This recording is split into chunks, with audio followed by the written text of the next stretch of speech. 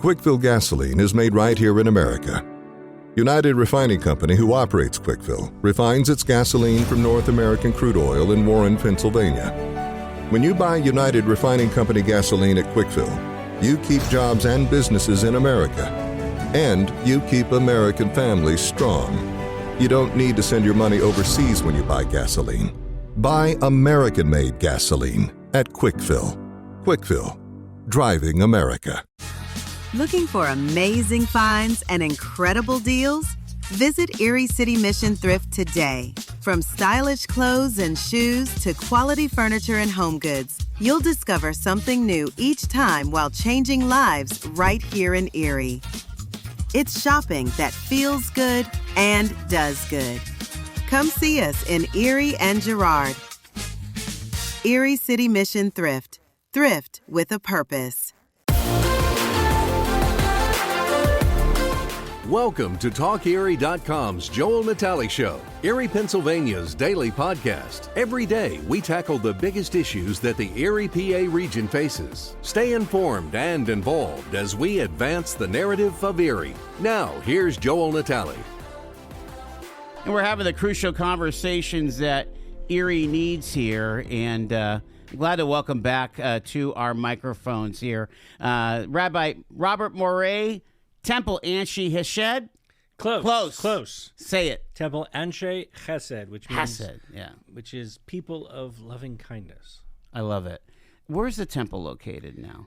Old Zuck and Zimmerly. Okay, this is the new location. Correct. Well, relatively. Last, 3 years or so? Well, we actually moved in 2018. Oh, wow. And opened the building officially in 2019. Fantastic.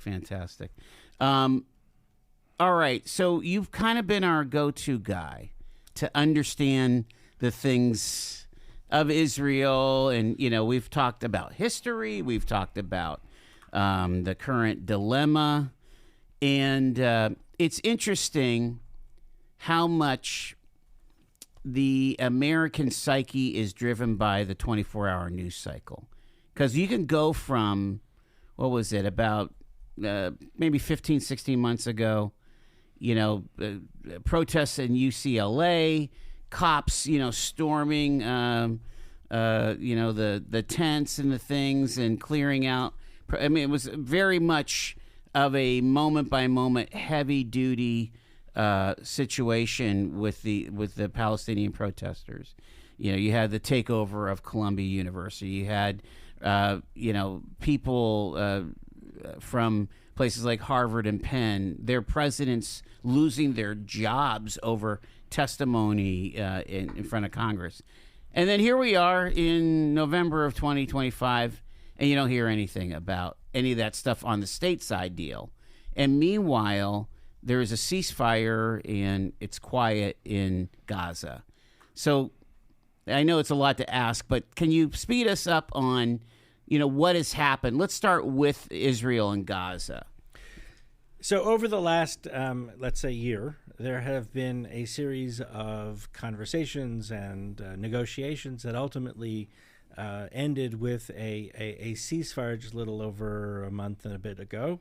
And the most significant thing that came out of that was two parts. One, all of the Israeli hostages were returned.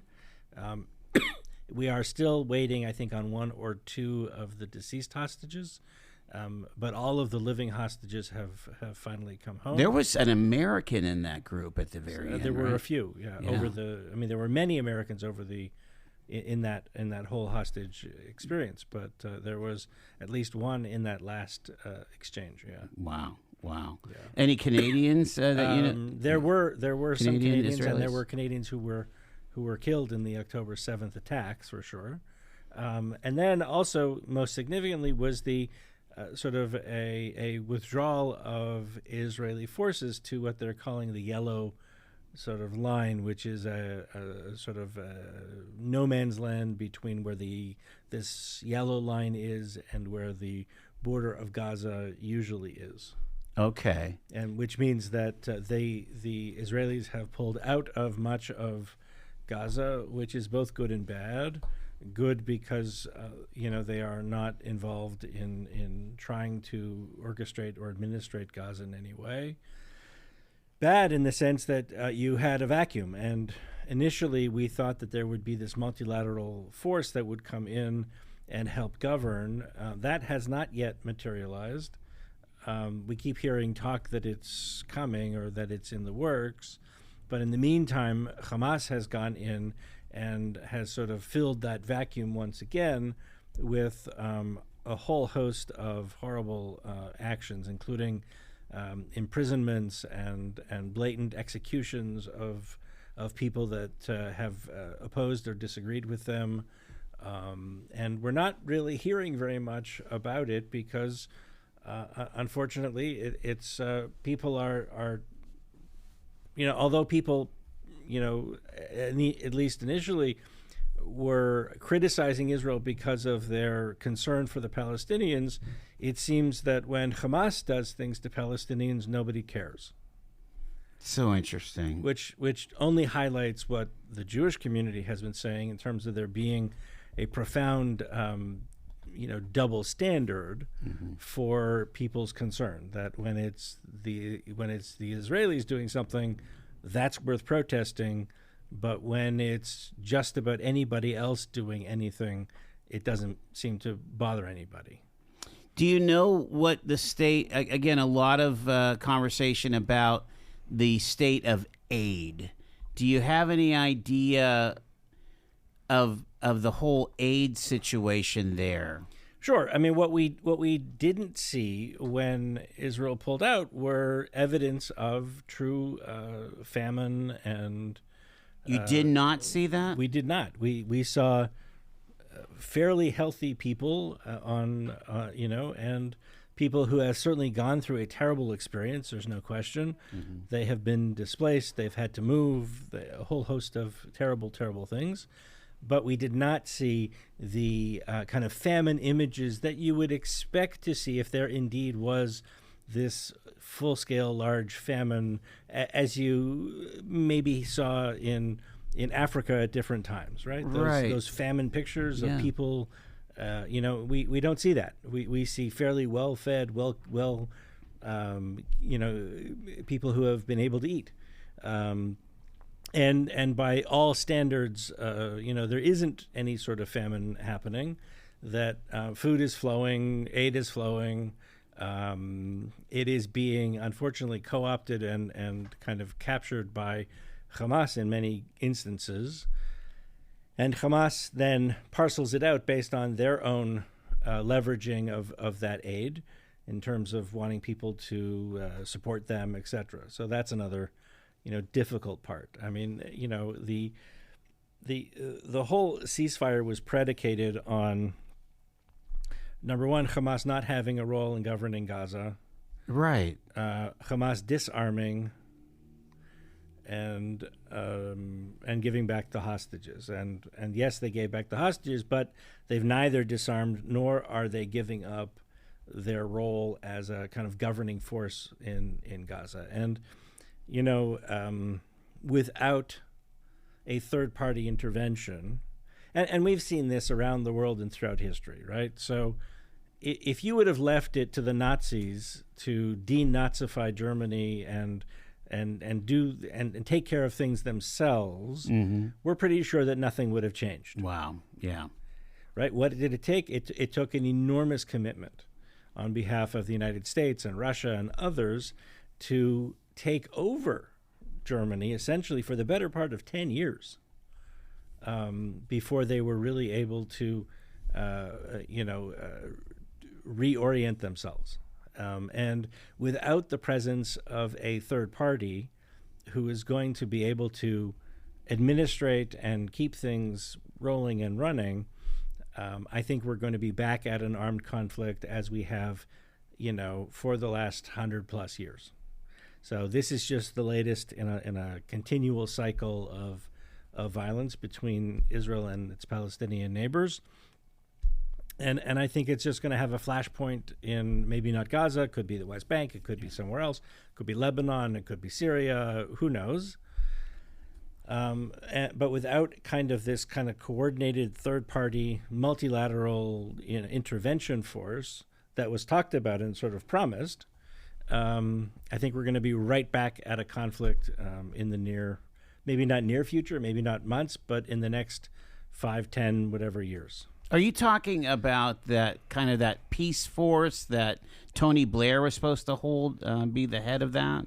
Correct. I mean, he was slated to kind of head that up. We haven't seen any sort of evidence of that, right? There's been no commitments. There's been everybody was sort of thankful that we had a ceasefire, and then everybody sort of went back home and forgot about the whole thing. Yeah, is this like a mission accomplished moment where? Yes. We put the sign up, we have the big party in the Knesset, and we're still waiting on the little details? Yeah, except that this little detail is really the linchpin of whether or not we can create an experience where the Palestinians are truly going to stop being used as pawns and be able to create something that is viable for themselves. Is there, in your opinion, again, this is just, I want to lean in on your understanding here.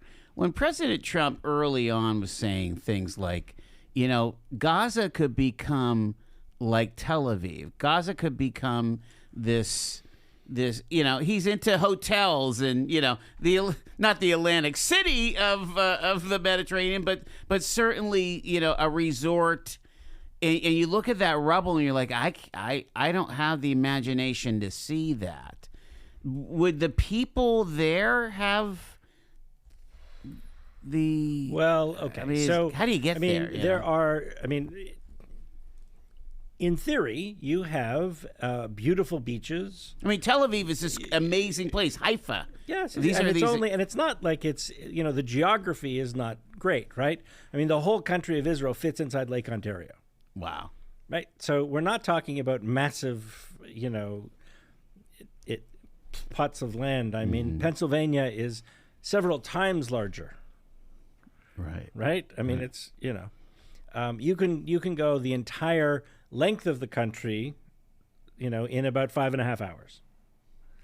Okay, that's the length of the country. You can go the width of the country in about 15 minutes in some places. Yes, yeah. If you were, going direct, right? So we're not talking about a huge, big geographical, distances. So if in theory, there are beautiful beaches. It's southern. You have great weather most of the year. It rarely rains ever. It's lovely. And there were at different times fantastic resorts and beaches and all sorts of things happening in Gaza. Really? Okay. Yeah. And there could be again. The linchpin, of course, is that Hamas, who is the leading, the ones who are leading in Gaza, even now, are far more concerned with attacking Israel than they are with building a home for the Palestinian people. Yeah. And so until they decide that actually creating a place for them to be and live and do is more important than defeating Israel, which, it's not going to happen. So whatever. But, Golda Meir, way back in the 70s, said, look, we're never going to have peace until our Palestinian neighbors decide that the future of, and I'm paraphrasing, the future of their children is more important than their hatred of us. Mm-hmm. And that still rings very true. Yeah. That until the Palestinians decide that creating the Riviera of the Mediterranean, right, in Gaza is what they want to do, versus trying to continually attack and defeat Israel, which hasn't worked ever. It seems like a miserable existence. Terrible. Because you're basically relying on emergency aid, but it's not an emergency. This is literally the substance of your food is coming on a truck. It's like, yeah. It's so. We can't even imagine this in the U.S. or Canada, in North America. No, look, by North American standards, it is a complete disaster, and there isn't really anything possible in Gaza right now in which they could create an economy. So without international intervention, again, without the intervention, nothing is going to get better. They're simply going to, continue to live in these terrible conditions. But you look at Israel, and even if you don't want to look at Israel, let's say you look at Egypt or you look at Jordan, parts of Jordan, parts of Lebanon. I mean, these are big cities, and there's thriving economies. There's tech. Look what they did at Dubai, right? Yeah, sure. They've created, and they have literally created a whole community out of nothing. And they made it very attractive, and a lot of people showed up. Yeah. Rabbi Morais is with us here. We're talking about what could be with Gaza, and let's stay with that for a second there. So you're saying that right now, some of this was a, what was it, 18 point, 20 points? Yeah. 20 point, plan that they both, I don't know who signed off on it on the Hamas side. Both Israel and Hamas signed off on the principles of this 20-point plan, but you have to sort of take with a grain of salt that everybody interprets things in their own different ways. Sure. And on both sides, I think that there are interpretations on both sides, and I think Hamas has historically interpreted things and done whatever they wanted to do with it. Right? They've signed peace agreements. They've signed many. I mean, there was already a ceasefire agreement between Israel and Hamas before the October 7th peace. Wasn't that from 2006 or something like that? Yeah. In 2006, Israel left Gaza entirely. But there have been two major escalations and wars in Gaza since, and there have been these agreements in place, and the agreements have essentially been ignored. And the media, even now, the media is so biased in its reporting, right? So they say Israel bombs Gaza, whatever. And you have to read 3/4 of the way down through the article to see that Israel was actually responding to being attacked by Hamas. Yeah. Well, I mean, no. The headline is Hamas attacks Israel and Israel responds. Right? Like, it's not.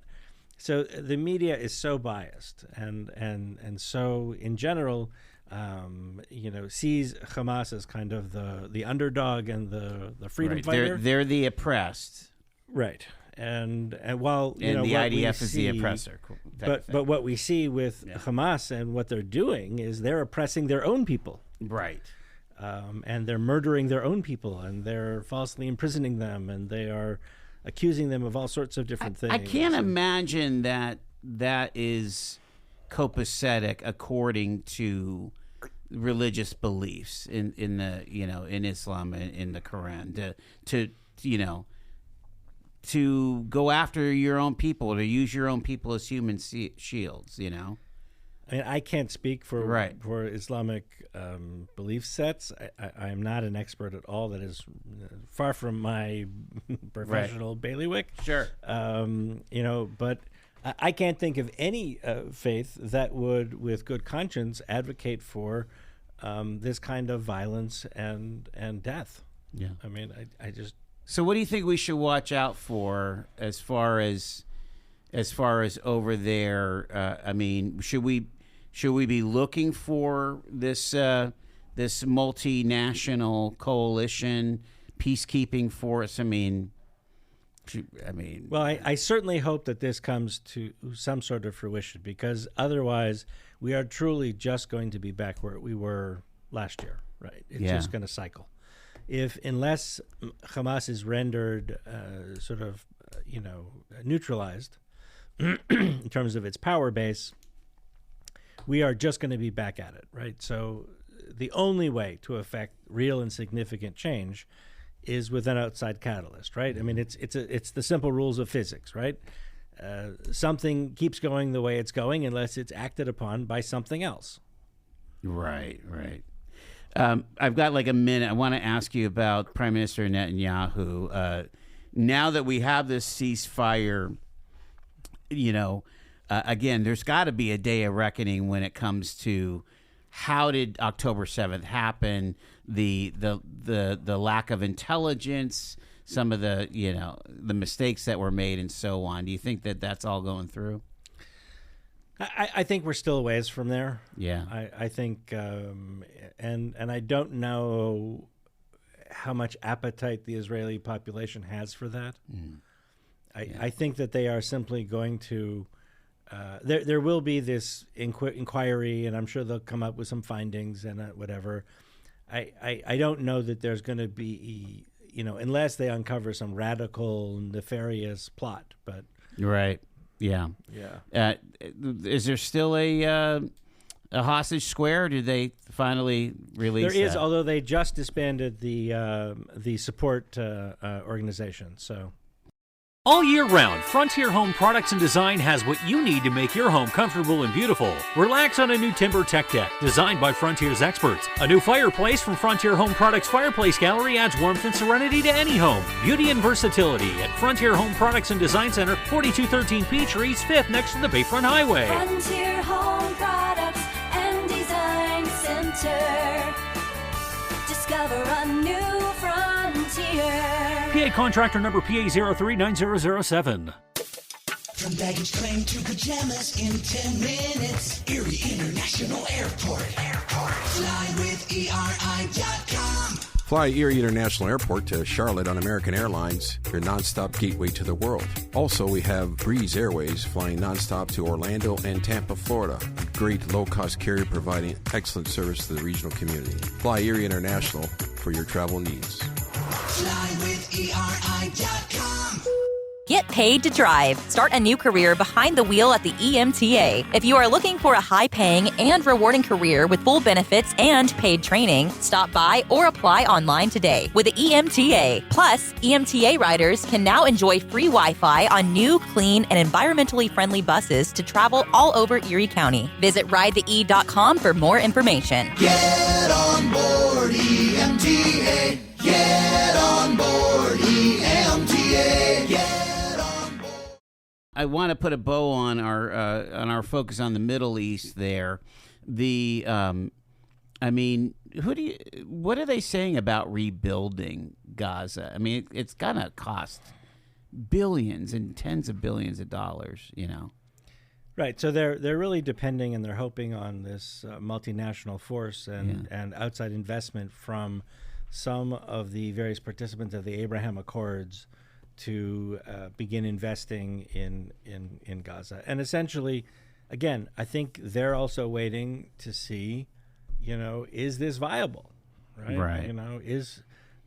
Can we actually, do this? I think the tragic mistake they're making now is actually leaving it with a vacuum. I think they should have had this force, created this force, and gone in immediately following the Israelis and not let Hamas sort of begin to reestablish power and take over and all the rest. Was it smart? I mean, do you think it was smart for the IDF to just pull back, or as opposed to being an occupying force, or they would have been dealing with guerrillas and insurgents?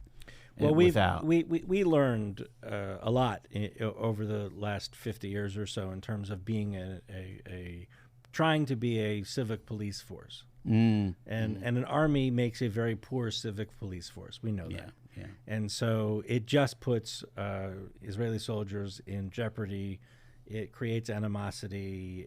It really is not any kind of solution. So, but I think that they could have gone in almost immediately with this multinational force and actually created some change. But whether they can do that now or not or whatever or when, I don't know.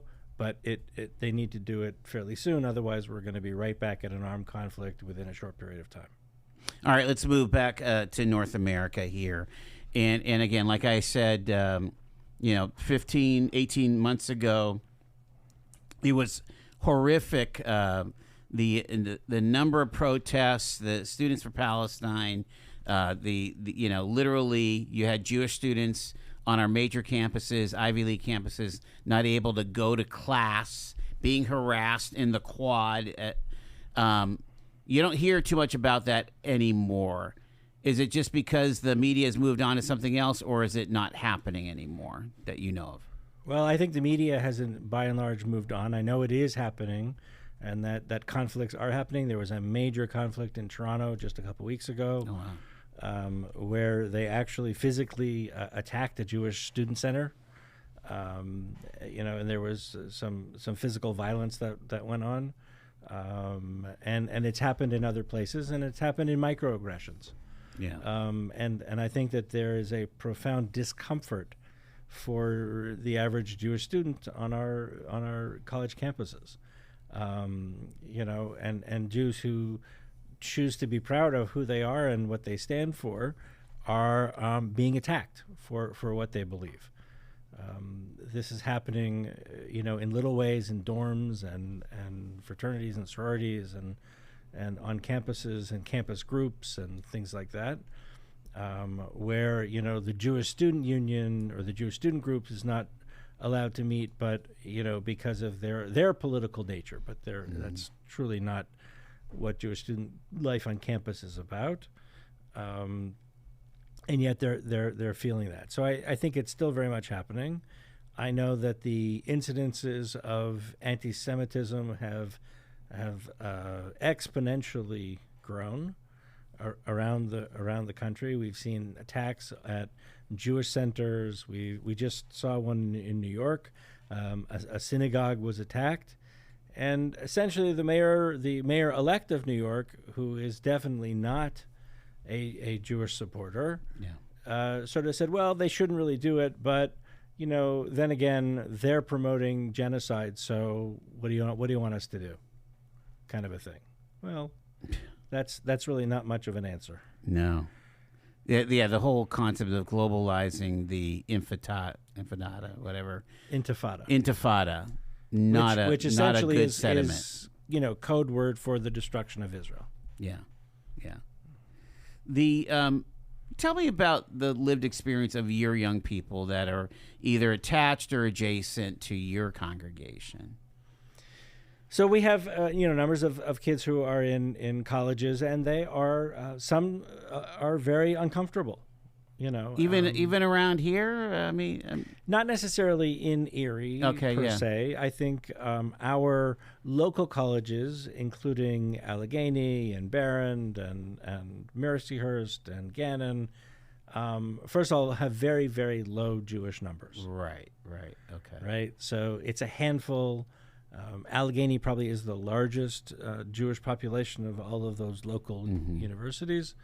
And the others have a handful here and there. Sure. There isn't really Jewish infrastructure in the way that you would see it at Pitt or Harvard or Penn State, or other places where that are much closer to Jewish centers of population. That makes sense. Yeah. Right. So we've been pretty lucky here, and I have a couple of students who are at local universities, and they seem pretty comfortable. Which, thank God, and thankfully for the Erie community, who is also not, in many ways, chosen not to buy into a lot of this, and has taken things in a much more measured sort of a way, where we certainly have people who supported the Palestinians, and we have people who supported Israel, and we were able to have discourse and conversation, and I'm thankful that we live in a community that we can do that.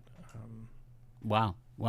The but you're saying that at some of the larger universities, even in Pennsylvania, they're dealing with some of this, like you say, either microaggressions or actual. Yeah, there's actual stuff happening, in either communities in Pittsburgh or Philly or places where you have much larger Jewish presence. Right. That makes a lot of sense.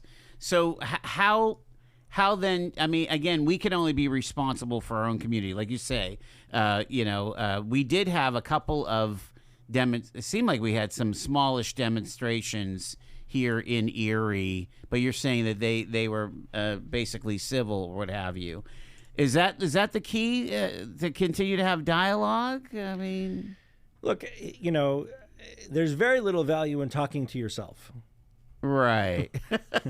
If you are truly interested in grappling with an issue, it's important to listen to people who oppose what your position might be. I talk about this a lot, and I think we have tragically, in sort of 21st century American society, lost the ability to be in relationship with people that we don't agree with. And if you take a look at a Jewish study Bible, for instance, it has the text of the Bible in the middle, and all around it has commentary. And the commentaries absolutely, disagree with each other. That was funny. And so these commentaries have existed on this same page for the better part of 1,000 years, all of them disagreeing with each other. And if that can occur, then I think, it's important that we take a page from that and understand that I can have conversations and I can have relationships with people that I disagree with. Mm-hmm. But unless I have those relationships, unless I have those conversations, we're never going to get to any sort of real understanding of these issues.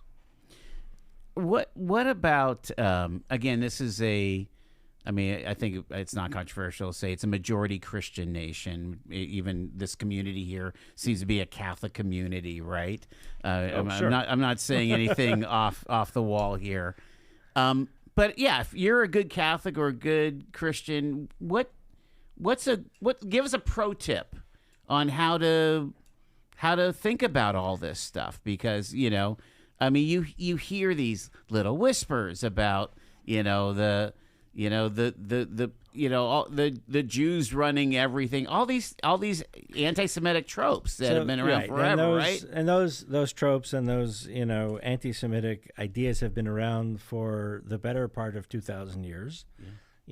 This is what led to the creation of the ghettos in Europe, and this is the idea that the Jews were infiltrating and whatever. And I guess proof is in the pudding, so to speak. And if you look at the contribution of the Jewish community to social endeavors, to arts, to culture, all of it, it's a pretty significant track record of contributing to the betterment of society.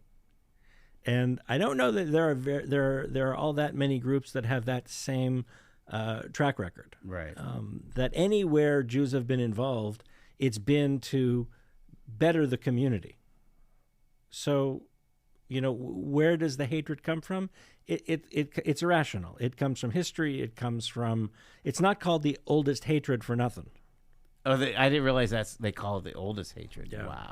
Wow. And it really does stem back all the way to early, sort of early Christian theologies of Jesus coming to replace the relationship between God and the Jewish people, and then the Jews saying, we don't really believe that, thanks, but we're going to do it. We're going to continue to do our thing. And then all of these, sort of hatreds were fostered and continue to be fostered over and over again throughout history.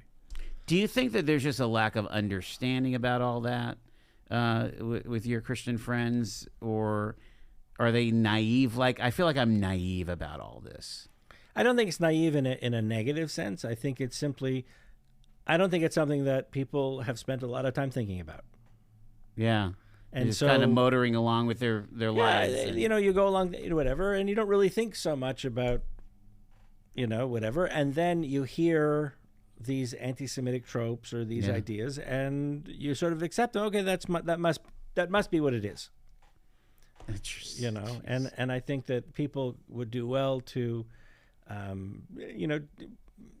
get some further education in terms of who and what Judaism really is, or what Judaism really says, and really kind of reject some of these really off the wall concepts, because they're not based on anything. Because look, I'll tell you this very clearly: if the Jews ran the world, we'd probably make some other choices. I mean, come on. Right. Yeah. I mean, Right? Like, yeah. Why? I mean, Yeah. if we ran the entire financial system, don't you think, I'd drive a different car if I ran the whole financial system, right? I mean, it's a ludicrous assumption. It Yes. doesn't make any logical sense. But it's amazing when you look at history, people like Henry Ford got sucked into something like that. They all did. Henry Ford, George Eastman. I mean, and then you had this compared to, some of the larger Jewish industrialists, Rothschild and a lot of these guys. It's astounding. Last comment. Do you think that I mean, it's going to take some courage, I think, from the international community and money to really step up and maybe make a turn for Gaza. And while you're at it, you might as well start working on the West Bank and, or we call it Judea and Samaria, right? I mean, it would be great for Israel to be able to live in peace and just thrive. It's been thriving in spite of all the threats. Right, and it spends a huge portion of their gross domestic product on defense and combating this. And still, Israel is the one of the world's absolute leaders in innovations and startup and medical advances and technological advances and the creation of new technologies and all of this. I mean, it's truly astounding to see what goes on and that sort of despite all of this. Can you imagine what would happen if we could spend most of our energies and efforts in making the world a better place? Yeah. Rabbi Robert Morais, thank you. Temple. Anshe. Hesed. Hesed. There you go. Thank you. Appreciate it. You're welcome. Thank you for having me. You've been listening to The Joel Natale Show, Erie, Pennsylvania's daily podcast from TalkErie.com. Subscribe to our show on your favorite podcatcher and get involved by emailing joel@TalkErie.com.